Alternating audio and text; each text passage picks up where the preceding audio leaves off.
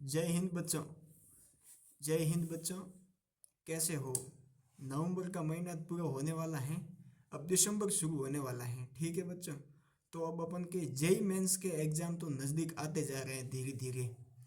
तो अभी JEE mains 2026 के प्रिपरेशन के लिए सभी तैयार हो जाओ।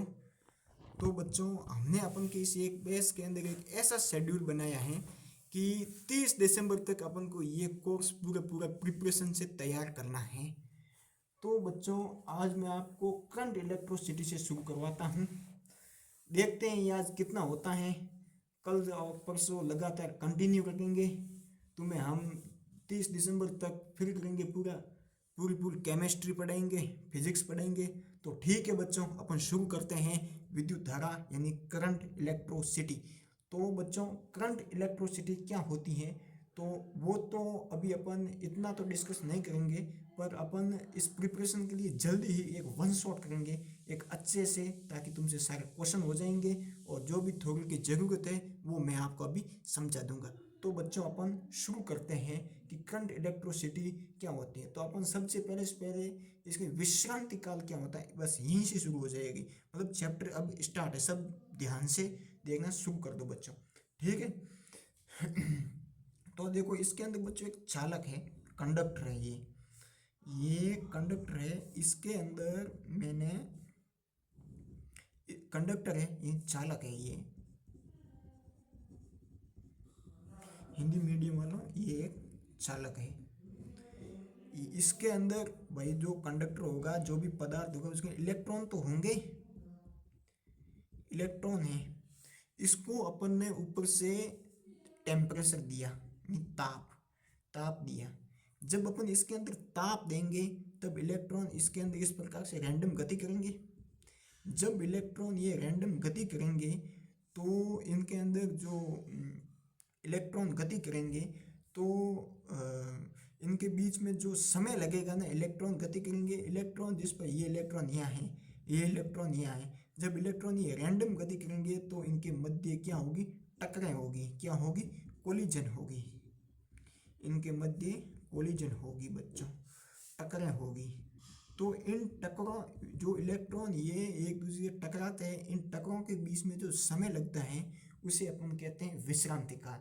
तो ठीक है बच्चों, अपन लिखते हैं। एक छोट ज़्यादा तो लिखूंगा नहीं, थोड़ी थोड़ी लिखूंगा कि इलेक्ट्रॉन की दो टकरों के बीच लगने वाला समय विश्रांति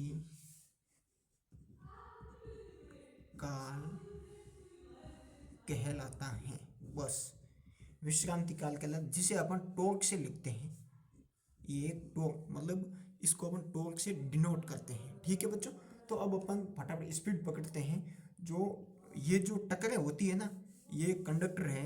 इस कंडक्टर के अंदर जो टकरें होती है, मतलब ये यहाँ से यहाँ तक है, इलेक्ट्रॉन के बीच की जो दूरी होती है ना, उसे अपन कहते हैं आद्य मुक्त पथ। ठीक है। तो दो लिखते हैं अपन। दो इलेक्ट्रॉन दो इलेक्ट्रॉनों के दो इलेक्ट्रॉनों के बीच की दूरी को आद्य मुक्त पथ कहते हैं। आद्य मुक्त पथ कहते हैं। ठीक है बच्चा। दो इलेक्ट्रॉनों के बीच की दूरी को आद्य मुक्त पथ कहते हैं। इसे अपन इंग्लिश में कहते हैं मीन फ्री पाथ। बस, जैसा जैसा अपन को इसका दिख रहा है बस वैसा ही सोचना है और वैसा ही होता है, इतना ज़्यादा कुछ है नहीं। तो ठीक है बच्चों, अब मैं आपको डायरेक्ट स्टार्ट कराता हूँ ड्रिफ्ट वेलोसिटी यानी अपवहन वेग। अपवहन वेग। अब देखो, अपवहन वेग क्या होता है कि ये कंडक्टर है, चालक है। इस चालक के अंदर ये इसका टेम्परेचर आएगा कुछ। चालक के अंदर इलेक्ट्रॉन है। तो इलेक्ट्रॉन एक दूसरे आपस में ये रैंडम गति करेंगे। कौन सी गति करेंगे? रैंडम रैंडम डायरेक्शन में। रैंडम डायरेक्शन मतलब इनकी कुछ ऐसी डायरेक्शन फिक्स नहीं है, कोई किधर ही कोई किधर ही कोई किधर ही, ऐसा ही है। तो जब इसके ऊपर टेम्परेचर आएगा, टेम्परेचर डालेंगे तब इलेक्ट्रॉन गति करेंगे, इलेक्ट्रॉन गति करेंगे तब इनके अंदर क्या उत्पन्न होगी, विद्युत धारा उत्पन्न होगी। समझ लो विद्युत धारा इस तरफ उत्पन्न हो रही है तो इलेक्ट्रॉन इस तरफ गति करेंगे। जैसा कि इलेक्ट्रॉन है, ये देखो ये जो इलेक्ट्रॉन है ये विद्युत धारा की विपरीत दिशा में गति करते हैं, विपरीत दिशा में गति करते हैं। कौन? इलेक्ट्रॉन। इलेक्ट्रॉन हमेशा विद्युत धारा की विपरीत दिशा में गति करते हैं। ठीक है बच्चों, तो ये ड्रिफ्ट वेलोसिटी क्या होती है, मान लो कि ये इलेक्ट्रॉन है, ये इलेक्ट्रॉन है, इनके जो बीच की दूरी आद्य मुक्त पथ अपन इसको अपन लैम्बडा से लिखेंगे। ठीक है बच्चों, आद्य मुक्त पथ को अपन लैम्बडा से लिखेंगे। तो ये बीच की दूरी तो समझ लो बीच का जो समय है विश्रांत काल, इसको मैं लिख दूंगा टॉर्क से। अपन को ड्रिफ्ट वेलोसिटी ज्ञात करनी है। ड्रिफ्ट, अब मैं सिंपल सोचूंगा जो आपने अपन ने सभी जो पीछे पढ़ा है उसके बारे में देख लो। V बराबर U प्लस 80 है। तो शुरुआत में जब टेम्परेचर नहीं देंगे इलेक्ट्रॉन को, वैसे में ये गति करते रहेंगे, विद्युत धारा उत्पन्न होगी, तब इलेक्ट्रॉन जो रैंडम गति करेंगे इनके बीच में टकराएंगे। टक्कर के दौरान जो एक छोटा सा वेग उत्पन्न होंगे उसे ही अपन कहेंगे ड्रिफ्ट वेलोसिटी। ठीक है, तो ये शुरुआती तो U 0 हो जाएगा, V इसको मैं VD यानी V ड्रिफ्ट वेलोसिटी बोल देता हूँ। V ड्रिफ्ट वेलोसिटी बराबर A इंटू T।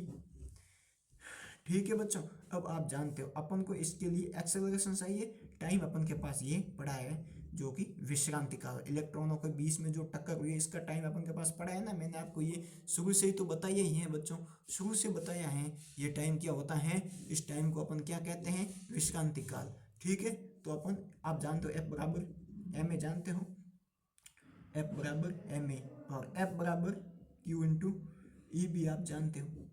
ठीक है, F बराबर Q इंटू ई आप जानते हो। तो Q है यहाँ पे क्या है, मतलब एक Q यानी आवेश, एक इलेक्ट्रॉन है, और E जान लिया तुमने, F बराबर E है। ठीक है, तो F बटा M बराबर A, और F अपन की क्या है, E अपॉन M, यानी अपन के पास एक्सेलरेशन भी आ गई। अब अपन ड्रिफ्ट वेलोसिटी का फॉर्मूला निकाल लेते हैं। तो ये आ गया, और ये एक्सेलरेशन जगह पे पूरा ये यहाँ पुट कर दिया, और ये टॉर्क वाला टाइम है जो टॉर्क, ये हो गया ड्रिफ्ट वेलोसिटी यानी अपवहन वेग। पूरी हम कोशिश करेंगे जल्दी करवाने के बच्चों। तो अब आप जानते हैं कि V बराबर E डॉट डी। मान लो कि ये जो कंडक्टर है L लंबाई का है, इलेक्ट्रॉन कितनी दूरी में गति कर रहे हैं, L डिस्टेंस में गति कर रहे हैं, V बराबर E इंटू L, तो E बराबर V बाई L है। तो ड्रिफ्ट वेलोसिटी का जो फॉर्मूला है इसको मैं और भी थोड़ा मॉडिफाई कर लेता हूँ। ठीक है बच्चों, तो E की जगह पे ये मान पुट कर लो, EV ml इंटू टॉर्क। बहुत ही इंपॉर्टेंट, एक तो इसको याद कर लो, एक इसको याद कर लो, बाकी कंसेप्ट आपके समझ में आ गया होगा। तो बच्चों बिना टाइम खराब किए अपन बढ़ते हैं आगे। एक और आप बात ध्यान रखना है, कौन सी, ये धारा घनत्व, धारा घनत्व जिसको अपन J से लिखते हैं I बटा A।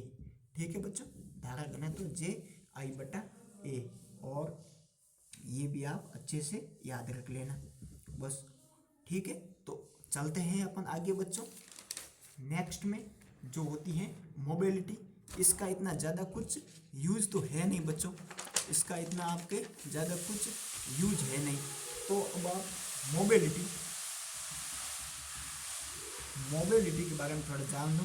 जैसे म्यू, इसे क्या कहते हैं, चुंबकीय पारगम्यता बोलते होंगे शायद, इसका अपन मोबिलिटी है, इसके बारे में आप थोड़ा जान लेते हैं। मोबिलिटी को म्यू से लिखते हैं और होता है V D बाई ई। ये थोड़ा मैं आपको कुछ फॉर्मूले बताऊंगा, जो ज़्यादा एक्सप्लेन करने की बात है वो तो कंसेप्ट है जो वो मैं आपको बता दूंगा। इकाई विद्युत क्षेत्र में अपवन वेग है ये, इकाई विद्युत क्षेत्र में अपवहन वेग, इकाई विद्युत क्षेत्र में अपवन वेग है। अब मैं आपको थोड़ा बता चालकता एवं प्रतिरोधकता के बारे में। चालकता एवं प्रतिरोधकता, चालकता एवं प्रतिरोधकता, चालकता को अपन किससे लिखेंगे, सिग्मा से। सिग्मा बराबर 1/रो, रो यहाँ पे है प्रतिरोधकता। ये रिलेशन बच्चों आपके अच्छे से समझ में आना चाहिए, और ये तो याद रखने की बात है बच्चों, समझ आई बात नहीं आई।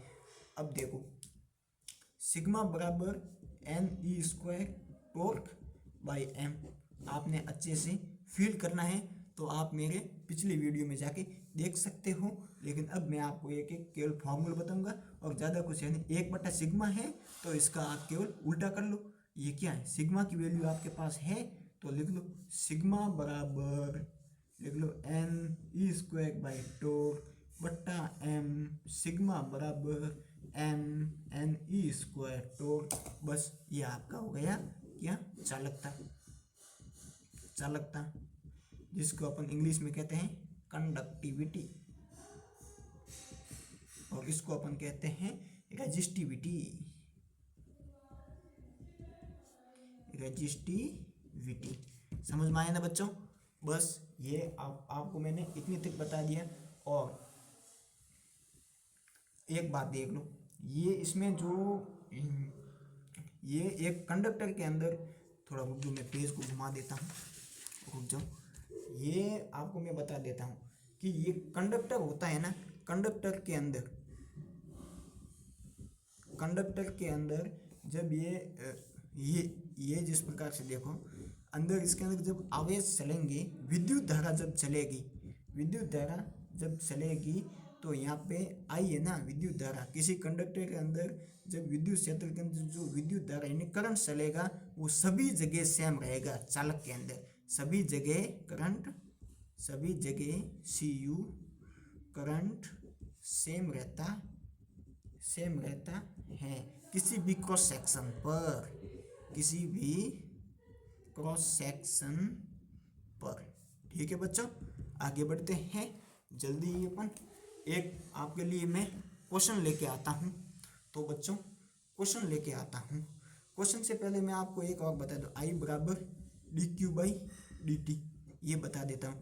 क्योंकि ये जो आवेश है किसी भी टाइम में अगर तुम इसकी विद्युत धारा देखोगे, किसी भी सरासर आवेश में Q ले रहा हूँ, छोटे जगह पे इलेक्ट्रॉन भी सेम है, इलेक्ट्रॉन भी सेम है हर जगह पे, तो इलेक्ट्रॉन तो भाई सेम ही होंगे। जब जहाँ पे सेम इलेक्ट्रॉन होंगे तो सेम इलेक्ट्रॉन का आवेश पूरे कंडक्टर के अंदर रहेगा। जब पूरे कंडक्टर के अंदर मतलब किसकी जो अपन ने जो टॉर्क इसकी विश्रांति काल माने, जो इनके बीच में टक्कर होगी वो अपन ने टॉर्क माना, मतलब सबके बीच की, एक के बीच में टक्कर टॉर्क है तो 1000 के बीच में एन टॉर्क, जो भी अपन करेंगे उसका कुछ करेंगे।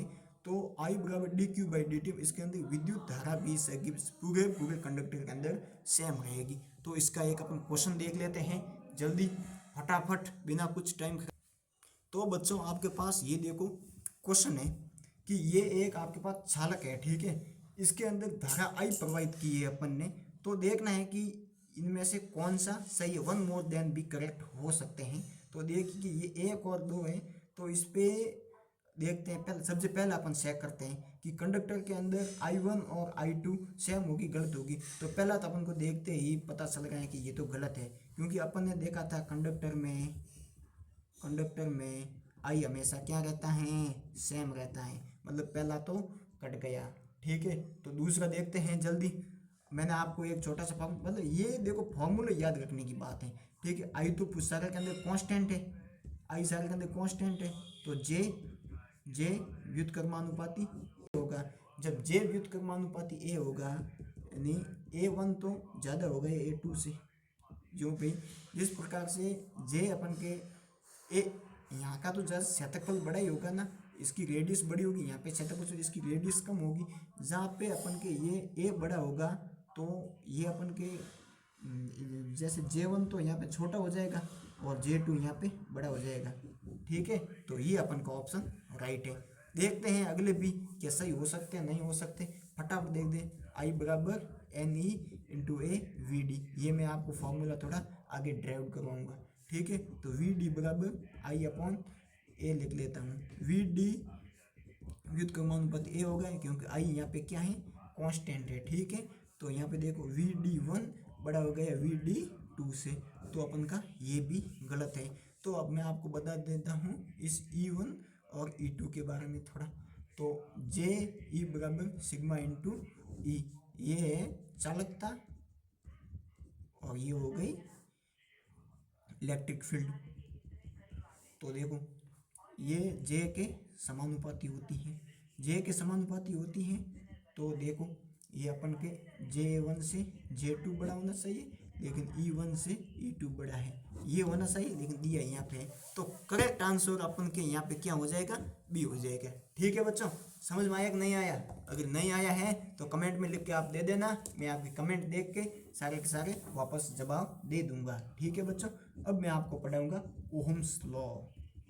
ये लॉ बच्चों बहुत ही इम्पोर्टेंट है, अच्छे से पढ़ोगे, अच्छे से कंसेप्ट को समझ लेना, तो इसके लगभग जेई में लगभग सवाल पूछ ही लेते हैं। ठीक है बच्चों, तो ओम्स लॉ में क्या है कि ये जिस प्रकार से अपन को एक वायर दे रखा है,